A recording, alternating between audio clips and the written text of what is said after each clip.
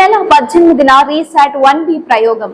ఈ నెల 18వ తేదీన ఉదయం 6:59 ఇస్రో PSLV C61 XL వాహనౌక ద్వారా రీసాట్ 1B ఉపగ్రహాన్ని శ్రీహరికోటలోని సతీష్ ధావన్ అంతరిక్ష కేంద్రం నుంచి విజయవంతంగా ప్రయోగించనుంది. 1710 కేజీల బరువుతో ఉన్న ఈ ఉపగ్రహాన్ని 529 కిలోమీటర్ల ఎత్తులో కక్షలోకి ప్రవేశపెట్టనున్నారు.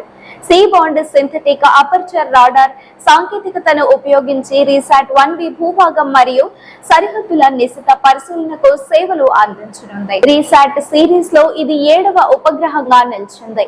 ఈ మిషన్ భారత రక్షణ శాఖకు వ్యూహాత్మకంగా ఎంతో కీలకంగా మారనుండడంతో ఇది దేశ భద్రత, సమాచార సేకరణ రంగాల్లో భారీ అడుగుగా పరిగణించబడుతుంది.